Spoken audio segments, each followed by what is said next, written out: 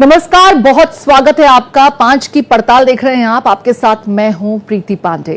प्रधानमंत्री नरेंद्र मोदी ने आज जम्मू कश्मीर को हजारों करोड़ की सौगात देते हुए चिनाब रेल ब्रिज का उद्घाटन किया और बताया कि अब नए कश्मीर का उदय हो चुका है। साथ ही उन्होंने पाकिस्तान को ललकारते हुए कहा कि ऑपरेशन सिंदूर को पाकिस्तान कभी नहीं भुला पाएगा।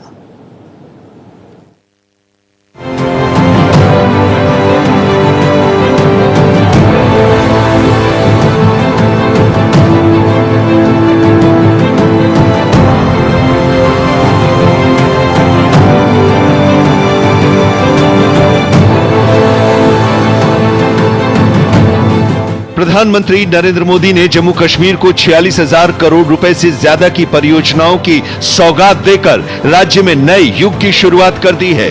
प्रधानमंत्री ने चिनाब दरिया पर बना रेलवे का नायाब, अद्भुत और बेमिसाल चिनाब पुल राष्ट्र को समर्पित किया। प्रधानमंत्री मोदी ने अंजे पुल का भी उद्घाटन किया। इसके अलावा उन्होंने कटरा से वंदे भारत ट्रेन को भी हरी झंडी दिखाकर श्रीनगर रवाना किया। प्रधानमंत्री मोदी ने कहा कि आज जम्मू कश्मीर के लाखों लोगों का सपना पूरा हुआ है। साथियों, जम्मू कश्मीर की अनेक पीढ़ियां रेल कनेक्टिविटी का सपना देखते देखते गुजर गई। मैं कल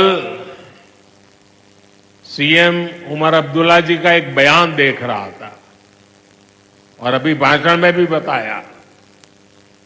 वो भी बोले थे कि जब वो 7वीं 8वीं में पढ़ते थे तब से इस प्रोजेक्ट को पूरा होने का इंतजार कर रहे थे। आज जम्मू कश्मीर के लाखों लोगों का सपना पूरा हुआ है। पीएम नरेंद्र मोदी ने कहा कि जम्मू कश्मीर में विकास का नया युग शुरू हो चुका है। आज ही 2 नई वंदे भारत ट्रेनें जम्मू कश्मीर को मिली है। यहां जम्मू में नए मेडिकल कॉलेज का शिलान्यास हुआ है। 46,000 करोड़ रुपए के प्रोजेक्ट्स जम्मू और कश्मीर के विकास को नई गति देंगे। प्रधानमंत्री नरेंद्र मोदी ने ऑपरेशन सिंदूर का जिक्र करते हुए पाकिस्तान को भी ललकारा। उन्होंने कहा कि पाकिस्तान ऑपरेशन सिंदूर को कभी नहीं भूल पाएगा। आज 6 जून है। याद कीजिए, 1 महीने पहले, ठीक 1 महीने पहले 6 मई की वो रात पाकिस्तान के आतंकियों पर कयामत बरसी थी।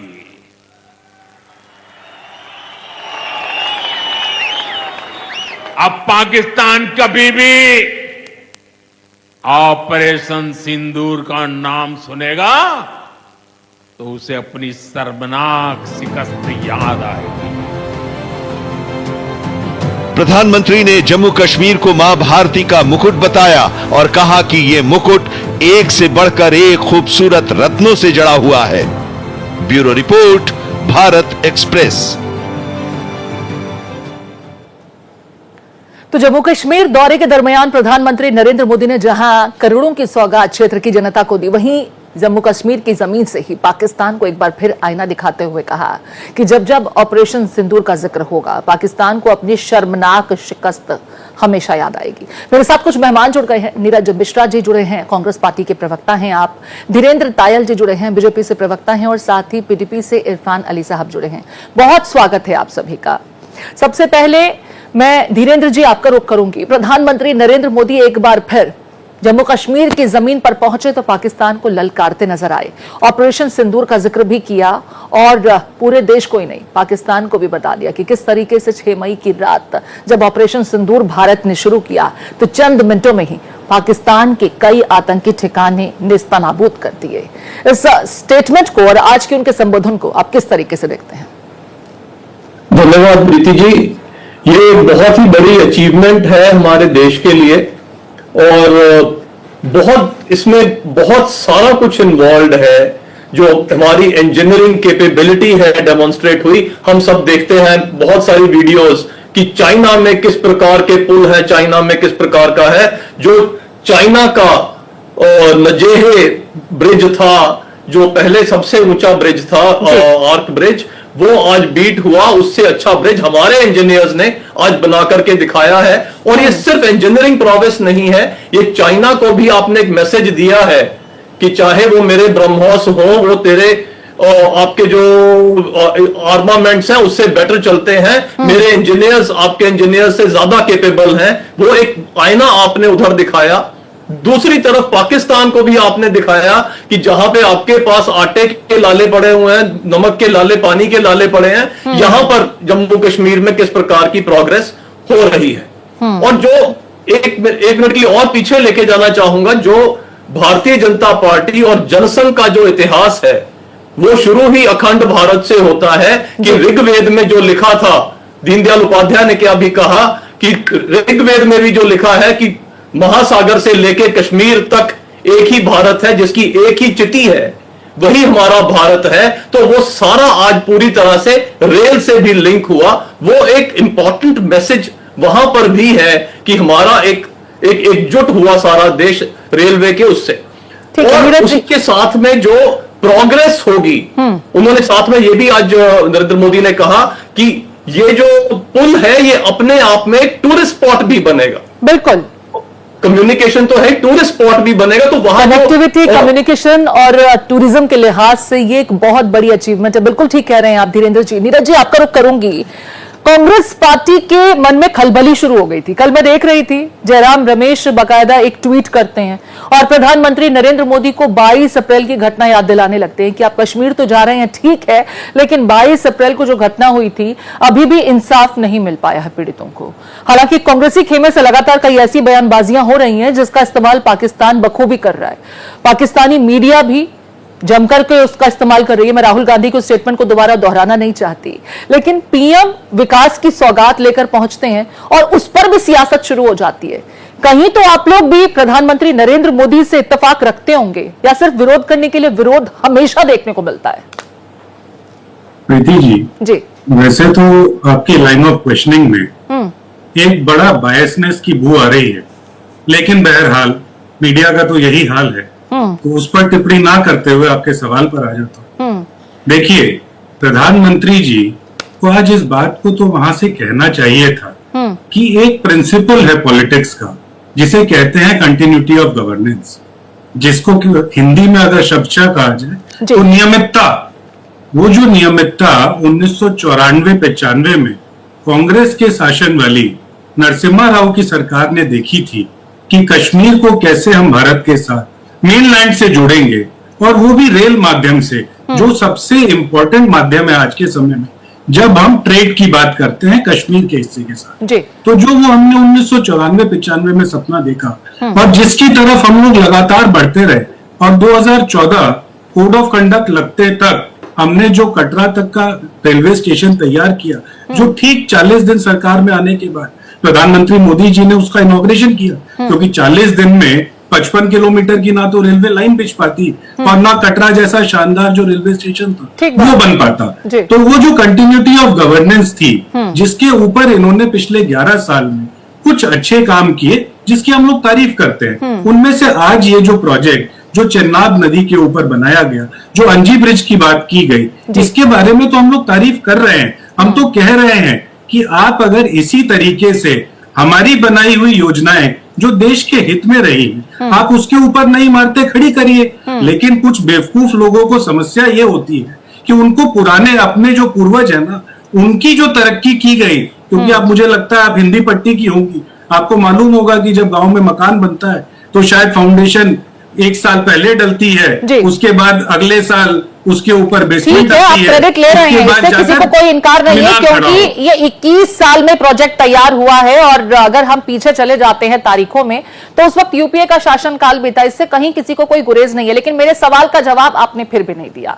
बात विकास की हो रही थी, जम्मू कश्मीर के लिए विकास की बयार के साथ प्रधानमंत्री नरेंद्र मोदी पहुंचे, और उस पर भी सियासत। ऑपरेशन सिंदूर पूरा विश्व जान रहा है कि किस तरीके से हमने पाकिस्तान को घुटने पर ला करके कमजोर कर दिया।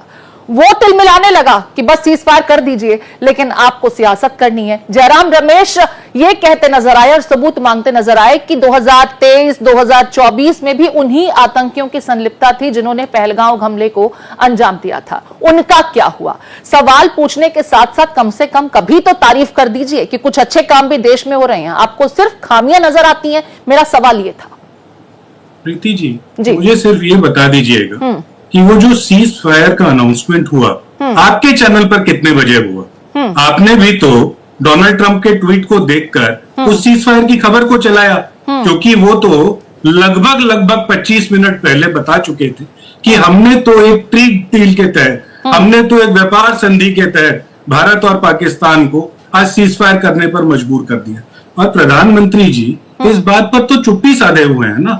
पिछले 1 महीने के अंदर आज 13 बार, और साथ साथ यूएस के अपने कोर्ट में एफिडेविट देकर ट्रंप एडमिनिस्ट्रेशन ने ये कहा है कि हमने एक वहां पर शर्तिया डील रखी कि हम एक ट्रेड अग्रीमेंट बनाएंगे भारत के साथ, हम एक ट्रेड अग्रीमेंट बनाएंगे पाकिस्तान के साथ, और उस पे उन्होंने सहमति जताई। ट्रंप का जो मुद्दा हश्र हो रहा है, उसको लेकर के भी चर्चाएं हो रही हैं, आप उसका जिक्र नहीं करेंगे। एलन मस्क के साथ क्यों उनके विरोधाभास नजर आए और फिर क्या आज स्थिति है, आप उसकी भी बात नहीं करेंगे।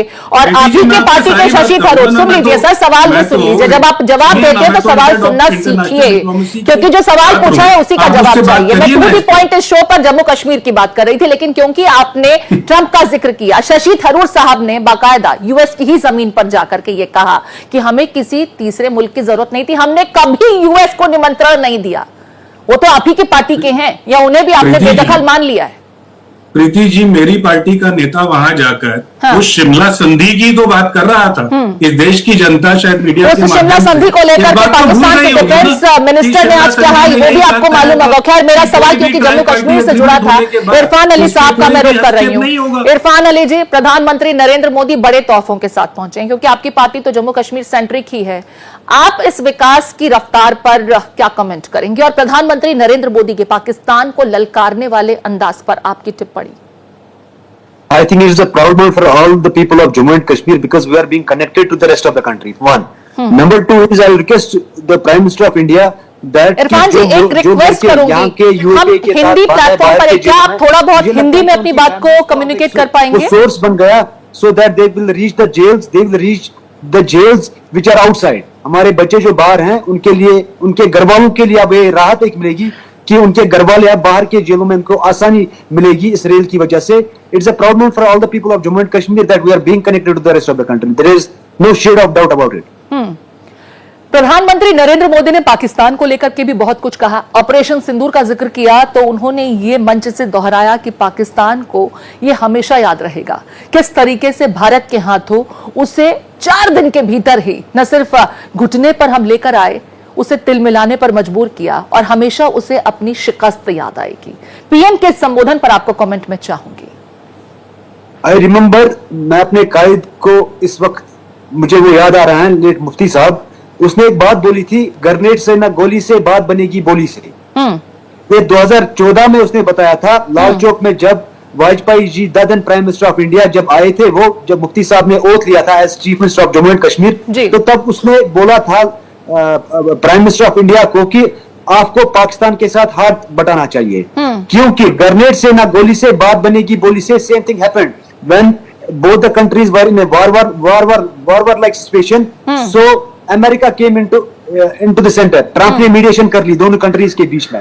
मुझे लगता है कि मुफ्ती साहब ने ये 2014 में ये बात बोली थी, ग्रेनेड से ना गोली से बात। अच्छा, आप ट्रंप पर बड़ा भरोसा करते हैं इरफान अली साहब, यही विपक्ष की कमजोरी मुझे यहाँ नजर आती है कि अपने देश के नेतृत्व पर भरोसा ना करके दूसरे देश के एक ऐसे नेता पर भरोसा कर रहे हैं जो खुद अपने देश के बड़े बड़े चेहरों के हाथों आजकल एक अजीब सी सिचुएशन में फंसे हुए हैं। कभी अलग हो जाते हैं, कभी एकजुट हो जाते हैं। ट्रंप और मस्क के उस विवाद का मैं जिक्र कर रही थी, और बार बार वो पलट जाते हैं, कभी कुछ कहते हैं, कभी कुछ कहते हैं। उनकी बातों पर तो उनकी मुल्क की जनता भी भरोसा नहीं करती, लेकिन विपक्षी खेमा भरोसा करता है। राहुल गांधी भी यही कहते हैं। भारत सरकार बार बार, हर बार यह कह चुकी है कि हमने ट्रंप के दबाव में कोई सीज फायर का फैसला नहीं किया। क्या यह बात आपको समझ नहीं आती कि पाकिस्तान की औकात नहीं थी इतने लंबे समय तक? 4 दिन में उसकी जो हालत हो चुकी थी वो जग जाहिर है। वो अपनी डॉजियर में स्वीकार कर चुका है कि हमारे 28 ठिकानों पर बड़े अटैक हुए, हमारी स्थिति नहीं थी, बड़ा डैमेज हुआ। आप क्यों ट्रंप पर भरोसा कर रहे हैं? अपने पॉइंट्स को आप रिपीट करें sir. Kashmiri, why you doubt every time Kashmiri? कौन कश्मीर पर सवाल खड़े कर रहा है इरफान जी? मैंने यहां यह पूछा कि आप ट्रंप पर भरोसा कर रहे हैं, अपने देश के हुक्मरान पर भी तो भरोसा कीजिए, अपने देश की सरकार पर भी भरोसा कीजिए। उस पाकिस्तान के साथ बात कैसे हो जो सीज फायर न करते हुए रिहायशी इलाकों में गोलाबारी कर रहा था, बमबारी कर रहा था? उस पाकिस्तान के साथ बात करने की बात करते? हमारा प्राइम मिनिस्टर ऑफ इंडिया बात करने के लिए गया, फिर उसने सीज फायर क्यों किया? He should not have gone for the ceasefire then. Dhirendra जी क्या कुछ कहना चाहेंगे? यहाँ पर ceasefire को ही लेकर के एक बार फिर विपक्षी खेमे से सवाल उठ रहे हैं। प्रधानमंत्री नरेंद्र मोदी जम्मू कश्मीर भी पहुंचते हैं तो पाकिस्तान को ललकारते हैं, लेकिन विपक्ष को नजर नहीं आता। उन्हें ट्रंप की बात पर ज्यादा भरोसा है, जिन पर खुद शायद आज उनकी मुल्क की जनता इत्तेफाक नहीं रखती है, भरोसा नहीं कर पा रही है, क्योंकि उनके फैसले जो दिखाया जाता है वो होता नहीं, जो दिखता है। कह रही है प्रीति जी, बिल्कुल ठीक है। तो उसका जवाब मैं दूं उससे पहले एक बड़ा फंडामेंटल सा मैं प्रॉब्लम बताता हूं कि क्या है। और शायद मैं दीनदयाल उपाध्याय को दोबारा कोट कर रहा हूं, जिन्होंने ये कहा था कि भारत की राजनीति में या भारत की जो स्थिति है उसमें ऑपोजिशन नहीं है, ऑल्टरनेटिव है। लेकिन उन्होंने ऑपोजिशन वर्ड को बहुत सीरियसली ले लिया कि हम ऑपोजिशन है, इसलिए हमारा काम अपोज करना है। जैसे अभी नीरज जी ने ये कहा कि जी हाँ, फाइनेंस और फॉरेन मिनिस्टर जी ने तो बताया हमें, प्राइम मिनिस्टर नहीं बोले। अरे आपको आंसर चाहिए था, आपके सवाल का आपको आंसर मिला। मैं आप एक्चुअल बता देता हूं, 9 बजे कॉल गया रूबियो को पाकिस्तान से कि जी हमारी संधि कराइए, और 10:30 बजे रूबियो ने जयशंकर जी को फोन किया जी। जयशंकर जी ने कहा जी आप बीच में मत पड़ो, उनके डीजीएमओ से बोलो बात करे। उनके डीजीएमओ ने 12:30 बजे फोन किया, लेकिन उस समय हमारे डीजीएमओ अवेलेबल नहीं थे। उनसे कहा गया आप 3 बजे फोन करना। उन्होंने 3 बजे फोन किया तो कुछ हुआ। तो यह कहना कि ट्रंप ने कर दिया, ट्रंप ने कुछ नहीं किया उसमें, और यह आंसर क्लियरली दे दिया गया। अब कहना कि जी वो फॉरेन मिनिस्टर ने तो कह दिया लेकिन प्राइम मिनिस्टर ने नहीं कहा, उन्होंने हिंदी में तो कह दिया, अंग्रेजी में नहीं कहा, यह फजूल की, क्योंकि मैं तो ऑपोजिशन हूं, ऑपोजिशन करना मेरा काम है। ये बात एक हो गई। दूसरी बात जो उन्होंने कही कॉन्टिन्यूटी की, कॉन्टिन्यूटी को प्रधानमंत्री ने भी आज डिनाई नहीं किया है, लेकिन उन्होंने यह भी कहा कि चीजों को गति देना, उनको एक्सेलरेट करना, शायद कटरा तक पहुंचना इतना कठिन नहीं था जितना उसके आगे का रास्ता था, जो अचीव किया गया इन सालों में, 11 सालों में अचीव किया। तो वो उसकी जो कमेंडेशन बनती है वो बनती है, उसमें प्रॉब्लम किस बात की है? और जो ये कह रहे हैं ग्रेनेड से, बहुत बार इन्होंने ग्रेनेड से बात बनेगी, बोली से बात तब बनेगी जब आतंकवाद खत्म होगा, उसके बिना नहीं होगी।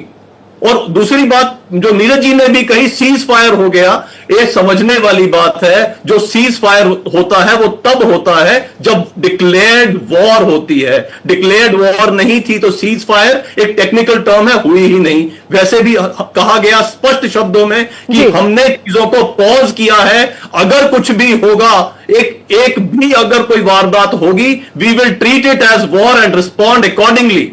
तो ये डिक्टेट कहीं और भारत की तरफ से तो ये बार बार दोहराया जा रहा है कि ऑपरेशन सिंदूर खत्म नहीं हुआ है, सिर्फ एक पॉज है, और अगर दोबारा पाकिस्तान की जमीन से ऐसी कोई दुस्साहस भरी कोशिश होगी तो उसको उसी अंदाज में जवाब दिया जाएगा। नीरज मिश्रा जी, मुझे लगता है कि भारत सरकार जब प्रेस कॉन्फ्रेंस करती है तो आपकी पार्टी के तमाम प्रवक्ता, तमाम नेता उसे बड़ी संजीदगी से सुनते हैं, क्योंकि मिनटों में ही दोबारा एक प्रेस कॉन्फ्रेंस होती है और उसे काउंटर भी आपके खेमे से किया जाता है। तो मुझे ये चीज समझ में नहीं आ रही कि आपकी पार्टी ये यकीन नहीं कर पा रही कि सीज फायर हो गया, पाकिस्तान घुटनों पर आ गया। पाकिस्तान खुद ये मान रहा है, उसका डॉजियर बार बार ये तस्दीक कर रहा है कि भारत ने बड़ा डैमेज दिया। या तकलीफ इस बात से है कि इस बार बाकायदा सबूत भी मिल गए, जो सबूत लगातार आप पिछले कुछ ऑपरेशंस के दरमियान मांगते रहे थे। प्रीति जी, एक तो आपको हिदायत ये है, क्योंकि आप लोग नेताओं को ज्यादा हिदायत देते हैं, आप एंकर का काम करिए ना, जज क्यों बनती है? जज तो आपकी ऑडियंस है, वो हमारी बात को कितना सीरियसली लेगी नहीं। ऑडियंस की सवाल सर आप तक पहुंचा रहे हैं, जो आपके वीडियो सोशल मीडिया पर हम लोग पोस्ट करते हैं ना, बाकायदा लोगों के कमेंट्स आते हैं और वही सवाल आप तक हम पहुंचा रहे हैं। आपके सवाल को मैंने पूरा सुना, आप जवाब तो सुनिए ना जी। 5:25 पर इस देश का प्रधानमंत्री जो है वो इस बात की हिमाकत नहीं कर पाया कि वो इस बात को सबके सामने रख देता कि कैसे हमने पाकिस्तान के साथ उस युद्ध विराम को, जो टेक्निकल टर्म बना रहे हैं, ये ठीक उसी तरीके से है कि चीन से ना तो कोई भारत के अंदर घुसा था और ना उन्होंने हमारी किसी जमीन के हिस्से पर कोई कब्जा किया था। ये वही टेक्निकल टर्मिनोलॉजी है। तो उस टेक्निकल टर्मिनोलॉजी से बाहर निकलकर उनकी हिम्मत नहीं थी कि वो 5:25 पर बता पाते, क्योंकि तब तक तो ट्रंप ये अनाउंस कर चुके थे। और आप क्या कहना चाह रहे हैं? आपको मालूम है ट्रंप की क्या अप्रूवल रेटिंग्स हैं? आपको ये मालूम है कि उसने सिर्फ पब्लिक मंच पर नहीं, उसने वहां के कोर्ट के अंदर एक एफिडेविट देकर कहा है। और आपको ये मालूम है कि जो वर्ल्ड ऑर्डर है उसमें अमेरिका जो है एक ताकतवर देश है, और उसका जो राष्ट्रपति जो बात करता है ना, उसको गंभीरता से लेना चाहिए। ये उस तरीके का राष्ट्रपति और प्रधानमंत्री तो नहीं कि मणिपुर 2 साल से जल रहा है, आज तक जाने की हिमाकत नहीं जुटा पाया। इस देश का गृह मंत्री, जो सबसे विफलतम गृह मंत्री है, जो 24 अप्रैल को पहलगाम में हुआ था, उस पर तो कोई टिप्पणी कर नहीं पाया। 2 साल से जलते हुए मणिपुर पर कुछ नहीं बोल पाया, और उसके इस्तीफे की बात कोई कर नहीं रहा है। अच्छा, ये तो इत्तेफाक रखेंगे ना, राहुल गांधी बीते दिनों पुंछ गए थे तो वो ये सवाल पूछ रहे थे कि प्रधानमंत्री नरेंद्र मोदी जम्मू कश्मीर कब आएंगे। वो जम्मू कश्मीर पहुंचे भी, और जम्मू कश्मीर की जमीन से पाकिस्तान को ललकारने का काम भी किया। पूछा और मेरा शो सर आज जम्मू कश्मीर के मुद्दे पर है, मणिपुर पर किसी और दिन चर्चा कर लेंगे, बात में जम्मू कश्मीर की कर रही हूँ। और जहां तक आपने ट्रंप को लेकर के सवाल पूछा, मेरा सवाल यह है, पाकिस्तान के डिफेंस मिनिस्टर को आपकी पार्टी कैसे देखती है? क्योंकि ख्वाजा आसिफ साहब बाकायदा राहुल गांधी को एक इंटरव्यू में कोट करते और कहते हैं कि विपक्ष का नेता देश के प्रधानमंत्री को जिस तरीके से टिप्पणी कर रहा है। नहीं सर साहब, आपको सवाल सुनना पड़ेगा। जब आप ट्रंप को इतनी संजीदगी से ले रहे हैं तो पड़ोसी मुल्क पाकिस्तान के डिफेंस मिनिस्टर को भी सुनना चाहिए, जो आप ही की पार्टी के नेता को कोच कर रहे हैं। किस तरीके से आपकी पार्टी पाकिस्तान की प्रवक्ता के रूप में नजर है? नीरज जी, मुझे तो ऐसा लगता है कि कांग्रेस पार्टी पाकिस्तान की प्रवक्ता बन गई है, क्योंकि वहां के डिफेंस मिनिस्टर भी आपके नेता को कोट करते हैं। राहुल गांधी पाकिस्तान में वायरल हो रहे हैं, इस पर भी कमेंट कर दीजिए। आप ट्रंप पर इतना करके बैठे हैं तो जरा पाकिस्तान पर पड़ोसी मुल्क है उस पर भी तो कमेंट कीजिए। के अंदर अभी बात करनी है, वो जलते हुए मणिपुर पर कुछ नहीं कहेंगी। मणिपुर का मेरा शो नहीं है, मुझे लगता है कि जब आपसे संपर्क किया गया होगा इस शो के लिए तो बाकायदा आपको टॉपिक बताया गया होगा। मणिपुर के मुद्दे पर आज हम डिबेट कर ही नहीं रहे सर। मणिपुर पर बात करिए तो मणिपुर पर इस वक्त बाढ़ की स्थिति पैदा हो रखी है, उस पर बात कर लीजिए ना। राहुल गांधी क्यों नहीं चले गए मदद के लिए? आ जाती है, बदल जाती है, तो उस लाइन ऑफ कम्युनिकेशन से हटिए। धीरेन्द्र जी की बात को सुन लेते हैं ना, देश के बारे में बात करिए। आप लोग क्यों नीरज जी आपकी बात सुनी, नीरज जी आपकी बात सुनी। धीरेन्द्र जी से जवाब सुन लीजिए सर। नीरज जी ने 2-3 चीजें कही। एक तो उन्होंने चीन, एक पाकिस्तान। मैं उनको रिमाइंड कराना चाहता हूं कि मणिशंकर अय्यर पाकिस्तान गए और उन्होंने वहां जाके कहा प्लीज मेरी मदद करो मोदी को हटाने में। क्या नहीं कहा? Number 1। Number 2, Virendra Sahyal, Ram Madhav China गए, 8 बार चाइना गए, आरएसएस की पूरे डेलीगेशन। जवाब तो सुन लीजिए ना, जवाब पर आपको मिलाएंगे तो बात तो नहीं हो पाएगी। एमओयू किया, नीरज जी जवाब सुनना होगा आपको। अब आप बताइए, आप जब आरोप लगाते हैं तो जवाब सुनना होगा। नीरज जी जरा सब्र दिखाइए और जवाब सुनिए। वीरेंद्र जी, क्या चाइना के साथ में इन्होंने एमओयू किया कि नहीं किया?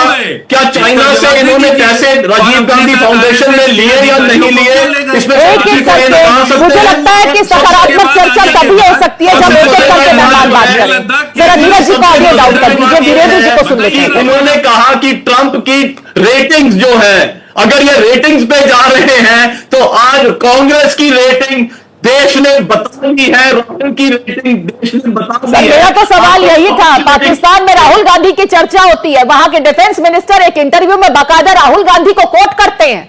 पाकिस्तान के डिफेंस मिनिस्टर ने ही ये किया है। ये तो कांग्रेस पार्टी को मालूम होगा ना कि राहुल गांधी जो बयान देते हैं उसे पाकिस्तान अपने मुल्क में न सिर्फ इस्तेमाल करता है और भारत के विरुद्ध फिर इंटरनेशनल प्लेटफॉर्म पर उसी को प्रोजेक्ट किया जाता है, लेकिन यह कांग्रेस पार्टी को समझ नहीं आता। बहरहाल मेरे पास समय इतना ही था। अब तमाम मेहमान इस चर्चा में हमारे साथ जुड़े, इसके लिए आप सभी का बहुत शुक्रिया।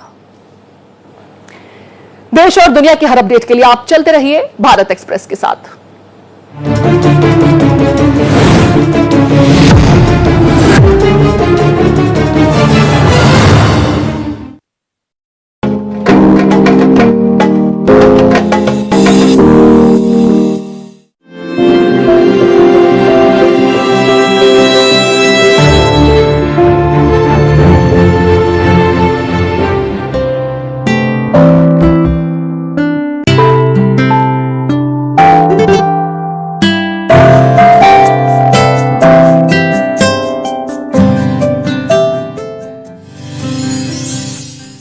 हम हैं एस्पेक्ट। हमने सीमेंट से ताकत हासिल की, इमारतें बनाई, मजबूत सड़कें बनाई, सोने से देश चमकाया, लॉजिस्टिक्स में सुधार किया, लग्जरी को नया अर्थ दिया, खिलाड़ियों को आगे बढ़ाया।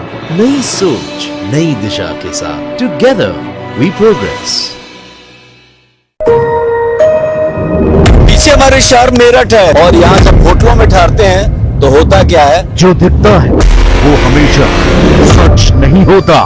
एक रूम चाहिए, तो 1500। एक register,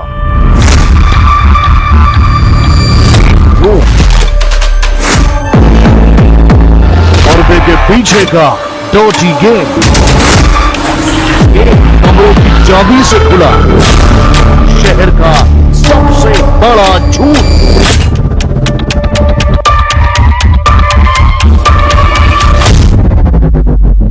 operation room number 420।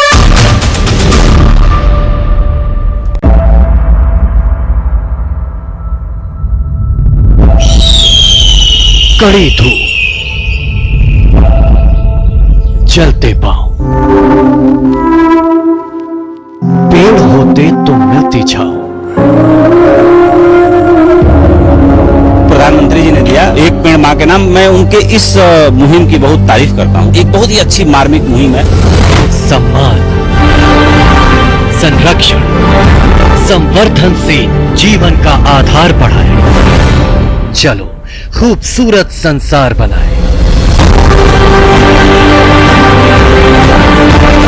CMT Upendra राय का मां को सम्मान। हर व्यक्ति को उसकी माँ जीवित हो या इस दुनिया में न हो, स्वर्गवासी हो, उनके नाम पर एक पेड़ लगाने का जो ये मोटिवेशन है बड़ा कमाल का है। 5 लाख वृक्ष लगाने का अभियान। भारत एक्सप्रेस के मुखिया होने के नाते मैंने साल में 5 लाख पेड़ लगाने का वादा किया है और ये मुहिम मैंने शुरू कर दी है। भारत एक्सप्रेस, जिम्मेदारी भविष्य की। ये मुहिम जो है पूरी पृथ्वी की रक्षा करेगी।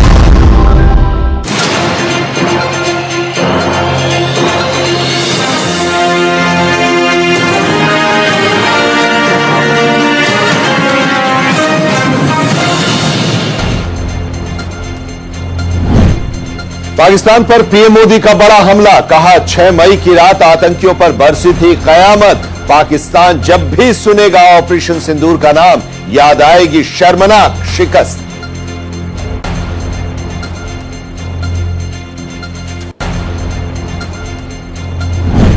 देश को समर्पित दुनिया का सबसे ऊंचा Chenab rail bridge, PM Modi ने किया उद्घाटन। कटरा श्रीनगर वंदे भारत ट्रेन को भी दिखाई हरी झंडी, बच्चों से भी की मुलाकात।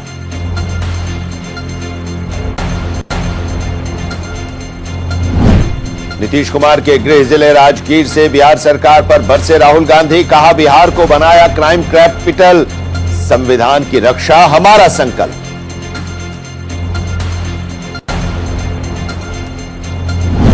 दिल्ली की मुख्यमंत्री रेखा गुप्ता को धमकी, गाजियाबाद पुलिस को फोन पर अज्ञात शख्स ने दी धमकी। दिल्ली पुलिस ने सीएम रेखा गुप्ता की बढ़ाई सुरक्षा, जांच में जुटी दिल्ली और गाजियाबाद की पुलिस।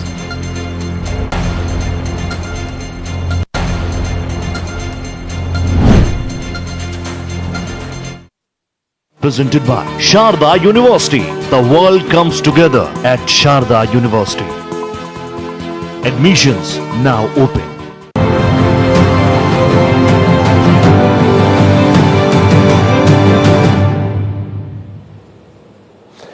नमस्कार, आप देख रहे हैं भारत एक्सप्रेस और मैं हूं आपके साथ आनंद विजय सिंह। बात कोरोना की, क्योंकि कोरोना की पीड़ितों की संख्या में लगातार वृद्धि हो रही है और यह कोरोना अब 5000 के पार हो चुका है जो केसेस आ रहे हैं। देश में कोरोना की लगातार तेज रफ्तार देखने को मिल रही है। रोजाना सामने आ रहे आंकड़ों ने अब लोगों के अंदर डर पैदा कर दिया है। भारत में कोरोना के एक्टिव केस की संख्या 5000 के पार पहुंच गई है। स्वास्थ्य विभाग द्वारा जारी बुलेटिन के मुताबिक बीते 24 घंटे में 500 नए मामले सामने आए हैं। केरल में सबसे ज्यादा 1679 मामले सामने आए हैं। इसके बाद गुजरात में 615, पश्चिम बंगाल में 596, दिल्ली में 592, नोएडा में 158 केस और महाराष्ट्र में 548 एक्टिव केस हैं। ऐसे में अब एक्टिव मरीजों की संख्या 5364 तक पहुंच गई है। देखिए ये रिपोर्ट।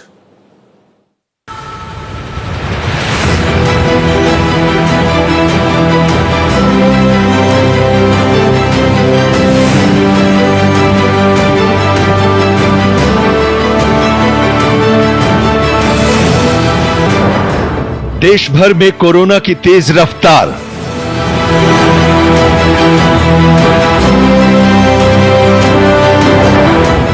पांच 5000 से ऊपर मरीजों की संख्या।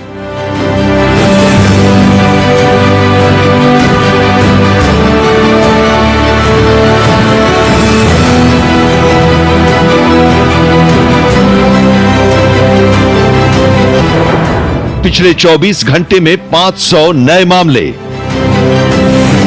देश में कोरोना वायरस के तेजी से मामले बढ़ते जा रहे हैं। स्वास्थ्य विभाग के मुताबिक पिछले 20 दिन में केसों की संख्या में 58 गुना की बढ़ोतरी हुई है। 16 मई को देश भर में कोविड के 93 एक्टिव केस थे, जिनकी संख्या अब बढ़कर 5364 तक पहुंच गई है। कोरोना अब 29 राज्यों और केंद्र शासित प्रदेशों में फैल गया है। बीते 24 घंटे में 500 नए मामले सामने आए हैं। केरल में सबसे ज्यादा 1679 मामले हैं। इसके बाद गुजरात में 615, पश्चिम बंगाल में 596, दिल्ली में 592 और महाराष्ट्र में 548 एक्टिव केस हैं। कोरोना के नए वेरिएंट से जनवरी से अब तक 55 मौतें हो चुकी हैं। इनमें से 53 की मौत 15 दिन में हुई है। गुरुवार को दिल्ली में कोविड से 2 और मौतें दर्ज की गईं। इनमें 5 महीने का एक बच्चा भी शामिल है। वहीं केरल में 2, कर्नाटक और पंजाब में एक मौत हुई है। महाराष्ट्र में सबसे ज्यादा 17 मरीजों ने जान गंवाई है। वहीं केंद्र सरकार के आदेश के बाद कोरोना को लेकर देश भर के राज्यों के चुनिंदा अस्पतालों में मॉक ड्रिल की गई है। इस दौरान इन अस्पतालों में ऑक्सीजन सप्लाई, जरूरी दवाओं की स्थिति और वेंटिलेटर की व्यवस्थाओं को परखा गया। इससे बनी रिपोर्ट में कोरोना की चौथी लहर आने की स्थिति में अस्पतालों की तैयारियों पर रेटिंग दी जाएगी। इससे पहले 2 जून को भी एक शुरुआती मॉक ड्रिल हुई थी। इसमें हेल्थ सर्विस इंफ्रास्ट्रक्चर की उपलब्धता के लिए अस्पतालों की रेटिंग दी गई थी। इसमें liquid medical oxygen tank, pressure swing adsorption plant और मेडिकल गैस पाइपलाइन सिस्टम पर फोकस किया गया था। दरअसल कोरोना के मरीजों की संख्या देश भर में तेजी से बढ़ती जा रही है। हर 24 घंटे में जहां मरीजों के आंकड़े बढ़ रहे हैं, तो वहीं मौत की संख्या में भी बढ़ोतरी देखी जा रही है। Bureau report, Bharat express.